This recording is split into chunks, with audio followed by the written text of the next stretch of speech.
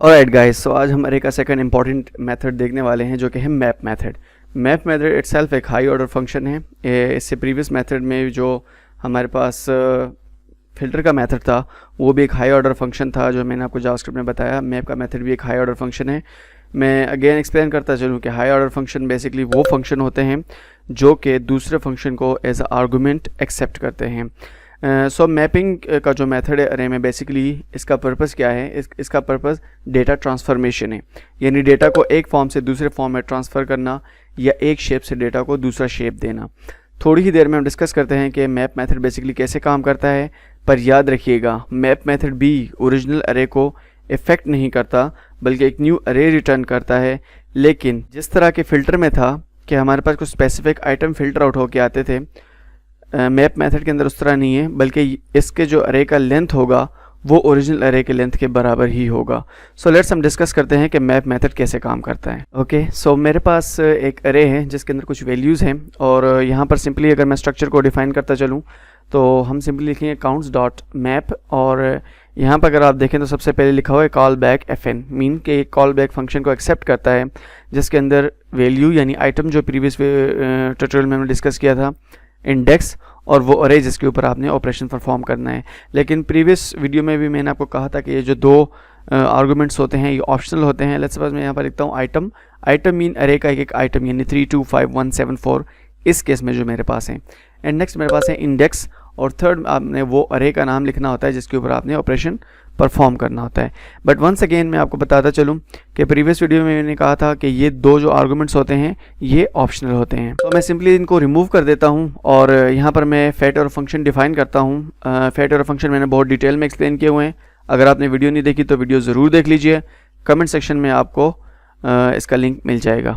सो यहाँ पर मैं सिंपली आपने चूँकि ये डेटा ट्रांसफॉर्मेशन का मेथड है, सो आपने डेटा के ऊपर कोई ऑपरेशन परफॉर्म करना होता है। लेट्स सपोज मुझे हर वैल्यू का स्क्वायर निकालना है, ठीक है। सो मैं कहूँगा रिटर्न आइटम मल्टीप्लाई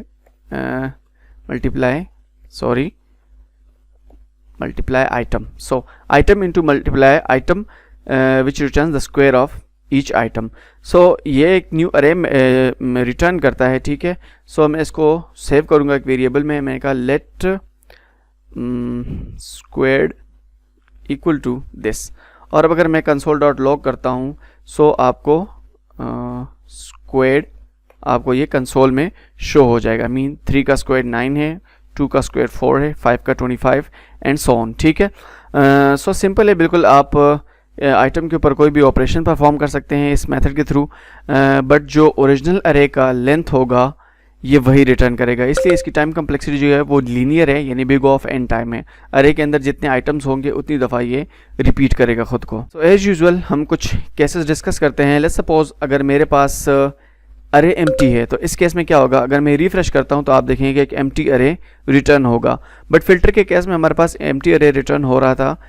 इस केस में सिनेरियो थोड़ा सा डिफरेंट है। जब आपके पास एम्प्टी अरे होता है तो यहाँ पर मैप मेथड के अंदर जो आप कॉल बैक फंक्शन को डिफाइन करते हैं, बेसिकली ये उस फंक्शन को इन्वोक ही नहीं करता। लेट्स इसको हम देख कैसे सकते हैं। मैं यहाँ पर लिखता हूँ कंसोल डॉट लॉग, और मैं लिखता हूँ यहाँ पर मैं लिखता हूँ सिंपल मैप फंक्शन, ठीक है। और मैं रिफ्रेश करता हूँ तो आप देखेंगे कि मेरे पास कोई मैप फंक्शन का कंसोल लॉग नहीं हो रहा है। इस केस में मैं यहाँ पर लेट्स सपोज 1 लिख देता हूँ। अब मैं रिफ्रेश करता हूँ तो आप देखेंगे कि मैप फंक्शन भी हो रहा है and then item into item भी रिटर्न हो रहा है। सो एम्प्टी के केस में ये कॉल बैक फंक्शन को इन्वोक ही नहीं करता। नेक्स्ट मेरे पास है लेट्स सपोज अनडिफाइंड या नल कीवर्ड्स हो। मैं यहाँ पर लिखता हूँ अनडिफाइंड, मैं अगेन लिख देता हूँ अनडिफाइंड, और यहाँ पर मैं लिख देता हूँ नल, ठीक है। यहाँ से मैं इस स्टेटमेंट को रिमूव करता हूँ। अब मैं सिंपल क्या करता हूँ कि रिफ्रेश करता हूँ तो आप देखेंगे कि 2 दफ़ा आ चुका है not a number and third time 0 आ चुका है, विच मीन्स दैट कि नल की जो वैल्यू होती है वो 0 होती है, और अनडिफाइंड जो है बेसिकली ये एक ऐसा वेरिएबल है जिसको कोई वैल्यू असाइन नहीं हुई, विच मीन्स दैट कि उसको उसका टाइप नहीं पता, इसलिए नॉट ए नंबर रिटर्न कर रहा है। इसको अगर मैं एक्सप्लेन करता चलूँ, मैं लिखता हूँ लेट ए, और मैं इसको कोई वैल्यू असाइन नहीं करता, यहाँ पर अनडिफाइंड की जगह मैं ए पास कर देता हूँ। सो इस केस में भी आप देखेंगे कि ये नॉट ए नंबर रिटर्न करेगा। लेकिन अगर इसको मैं let's suppose null value assign करता हूँ और यहाँ पर rather than returning a squared value मैं क्या करता हूँ कि एक की एडिशन करता हूँ। सो इस केस में आप देखें कि फर्स्ट वैल्यू मेरे पास 1 आ रहा है और लास्ट भी 1 आ रहा है, विच मीन दैट कि नल की वैल्यू 0 होती है और 1 ऐड करके वो उसको रिटर्न कर रहा है। इस केस में अगर आप ए को असाइन कर दे, लेट्स सपोज ट्रू और फॉल्स, इन केस अगर मैं फॉल्स असाइन करता हूँ तो ये 1 ही रिटर्न करेगा क्योंकि फॉल्स की वैल्यू 0 होती है। लेकिन अगर मैं यहाँ पर ट्रू असाइन करता हूँ तो इस केस में ये 2 रिटर्न करेगा, विच मीन्स दैट कि जो ट्रू की वैल्यू है वो 1 है और 1 उसने ऐड कर दिया। सो अनडिफाइंड और नल के केस में ये आपके साथ इस तरह से बिहेव करने वाला है। लेकिन अगर स्ट्रिंग के केस में मैं देखूँ यहाँ पर लेट्स सपोज मैंने कुछ वैल्यू लिख दी, एक नेम लिख दिया, लेट्स सपोज जेम्स। सो अब क्या होगा कि जब ये इसको स्ट्रिंग वैल्यू मिलेगी ये इसको भी एक्चुएट करेगा, बट क्या कि ये इस वाले वैल्यू को भी ये एज अ स्ट्रिंग फिर कंसिडर करेगा। सो मैं रिफ्रेश करता हूँ, अब अगर आप देखें तो सेकंड आइटम में आपको शो हो रहा है जेम्स 1। सो ये मल्टीपल इसके एप्लीकेशंस हैं। Basically map method important method में से एक है और फिल्टर भी था, इसलिए मैंने इनके ऊपर अलग अलग ट्यूटोरियल बनाए और ये हम आगे जाकर बहुत ज़्यादा यूज़ करने वाले हैं। जब हम डॉम मैनिपुलेशन के ऊपर काम करेंगे वहाँ पर मैप का मेथड बहुत ज़्यादा यूज़ होने वाला है। इसके अल्टरनेटिव भी कुछ हैं जैसे कि फॉर ईच लूप या फॉर ऑफ लूप।